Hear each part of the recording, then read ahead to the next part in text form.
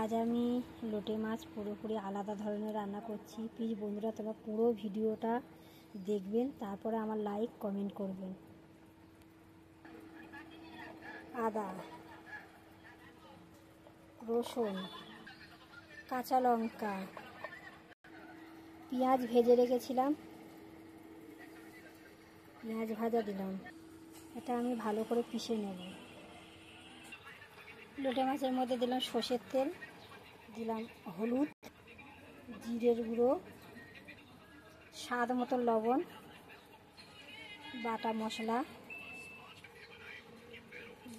দিয়ে দিলাম, টমেটো, ধনে পাতা, ছাই গরম মশলা গুঁড়ো দিচ্ছি।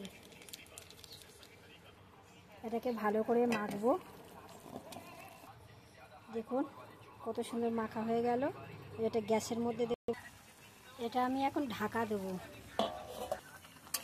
দেখুন কত সুন্দর হচ্ছে। দেখুন বন্ধুরা, কাঁটা চামচের দ্বারায় এই কাঁটাগুলো আমি একে একে ফেলে দেব। এই দেখুন এই কাঁটাগুলো সব ছাড়িয়ে ফেলে দেব। আমার দেখুন লোটে মাছ মাখা হয়ে গেছে। দেখুন তেল ছেড়ে দিয়েছে। এটা আমি এখন পাত্রের মধ্যে লাগিয়ে নেব।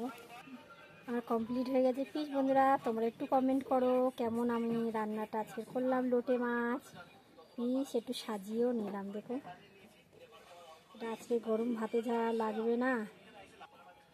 টাটা।